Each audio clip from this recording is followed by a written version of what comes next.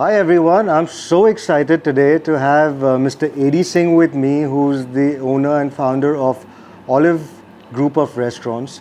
And I'm so thrilled to have this candid chat with him. We're going to be exploring a lot of things and talking about a lot of interesting things in his personal life and his entrepreneurial life.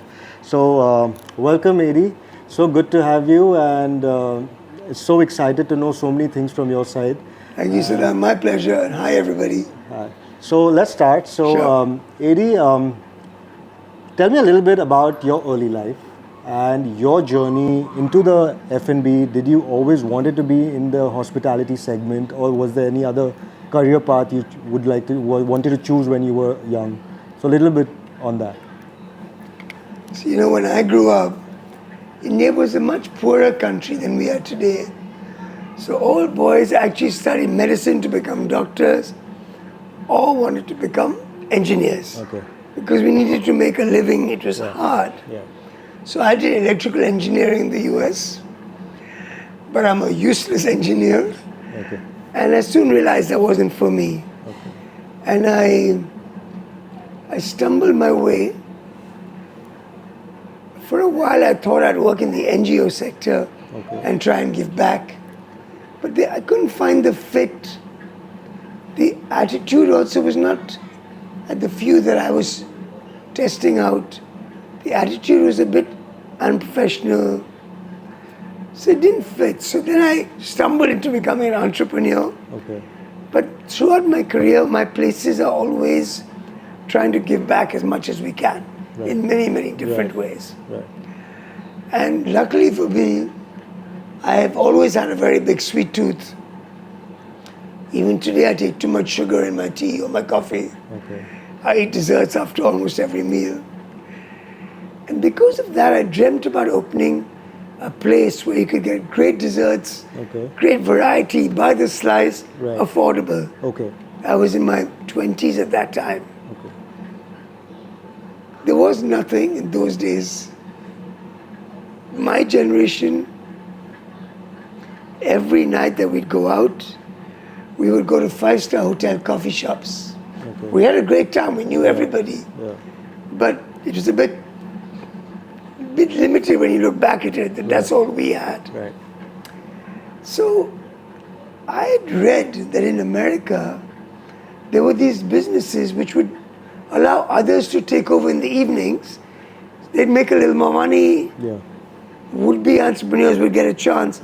For example, a hair salon, which would close at 6, other people would take it for the evening. Right. So I went and spoke to, I'm not sure, 20, 30 cafe owners in Bombay. Mm-hmm.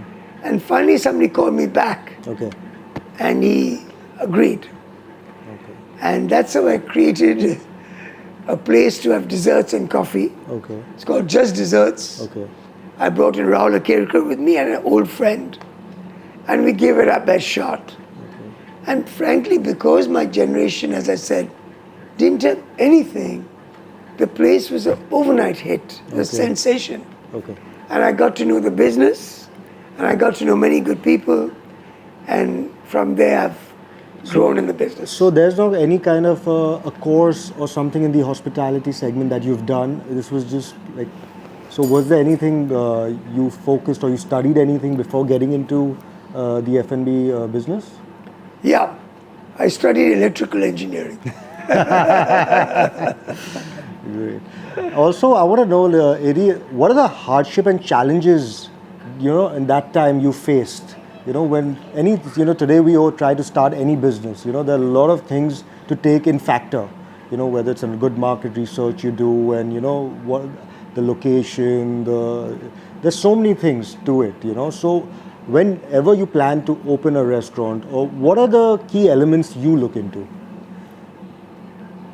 So at the time that I started, most restaurants were mom and pop shops. Liquor was bought when bought in the grey market. Yeah. Sales weren't shown. It was all cash business. Yeah. Taxes weren't paid. We had a bad reputation. Okay. So getting location was very difficult. Okay. It wasn't seen as a proper retail industry that it is today. Right. two parents didn't want their kids to join restaurants. Those who wanted to be in hospitality, go to hotels. Right. 3, the licensing structure was Yeah. Okay. very tight. Monitoring was very heavy because it was being run in a very different way at that time. So I started in that, and then through my efforts and a lot of other people who were my contemporaries, we've changed the perception of restauranting in India. We've been able to make it almost an industry. And now I'd say if you live in our country, the choices for the evening out are so much better. Yeah. Families, whether you're young, vegetarian, drinking, it's really becoming more international. Right. Also, I want to know, like, obviously anything you start is always a teamwork and a team who always is there by your side. So you want to talk a little bit about the team? So you'll be surprised to know that I can't actually cook. And it's not that I have a great palate either. So, as I said, I can't cook. But I think what's worked out very well for me is I really cared about people. Right. I valued them. Yeah. And so we treated people in our company like family. We helped them grow. We gave them not only good salaries, but also really cared about their career path. And as a result, been able to have good people with us for a long time. So you'll be surprised to know that actually I can't cook. I don't really even have a very good palate. But why Olive has been such a successful company is because from the beginning, I realized the value of people. Yeah. I cared about them. I built a company culture of really trying to make it like a family as much as we could. And we tried to look after them, not just financially, because there will always be somebody who will offer a little more, but also their career path, whatever their desires were. As we grew, of course, we had different cities, different cuisines, so we could help them. But more than that, some companies, hotels even, they don't want to showcase the best people. It's a surefire way to lose them. Yeah. But we played it differently. So we've really helped make many of our good people stars. They were stars to begin with. We showcased them, highlighted them. They're bigger stars today. And I think that's really helped us get to where. So I would say to those of you who are having your own businesses, entrepreneurs, going to have your own businesses, there's a huge value for good people. Do look after them, and it'll help you reach whatever heights you want to reach. Yeah, which is very true, as AD said. It's very important to take care of your people. They are also like your family, and they put in that extra work for you. And they feel, and they are no different. See, in a brand, according to me, there are no owners. I think everyone is a collective joint owner. What I believe in. So I think everyone should have a respect for everyone, whether it's any staff member or any help.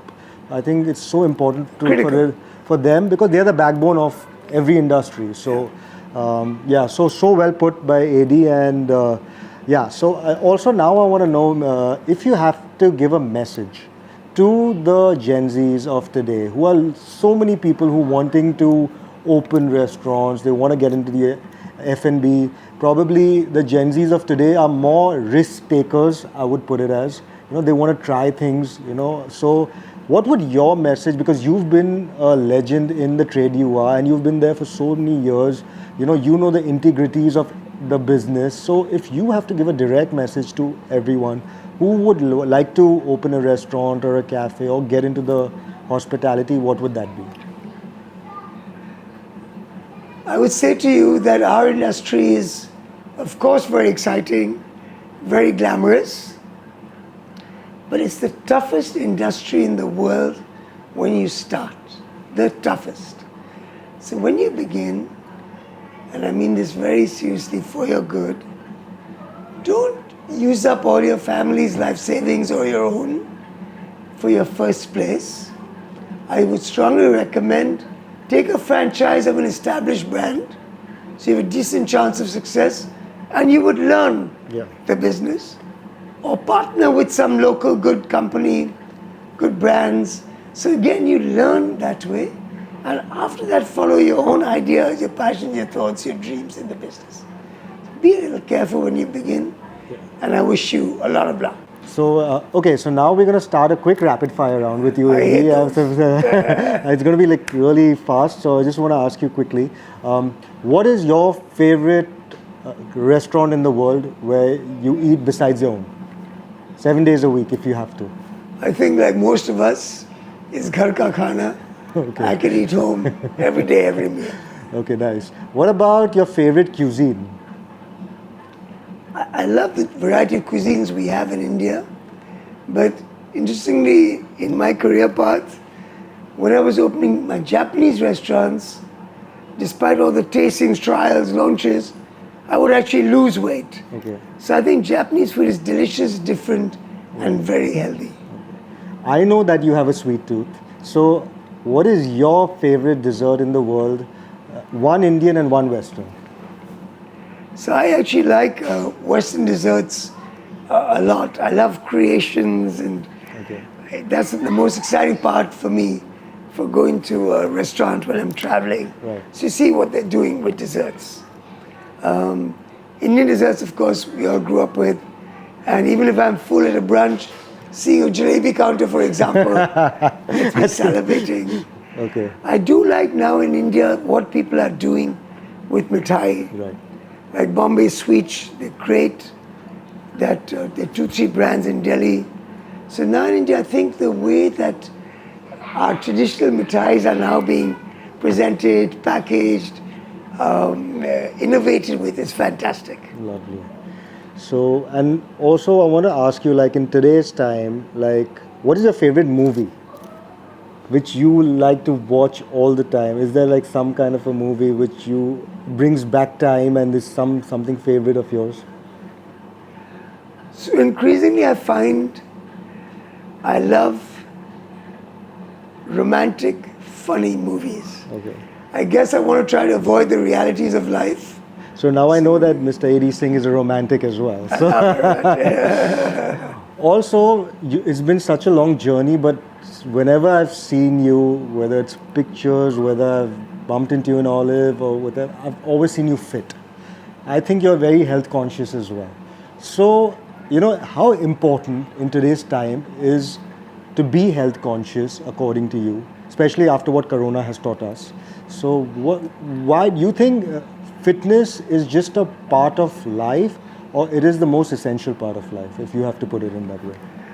So I would say to you, and I've seen this so much, as you're going through your own journeys, make your work-life balance from the beginning. Don't think to yourself, when I retire, I will. Right. Because that can lead to a lot of regrets. Right. So I try and spend a lot of time with my family, my kids, my loved ones, all through my life. I try to give back all through my life. And I try and stay healthy as a part of my daily routine, Right. which I would urge everybody to do.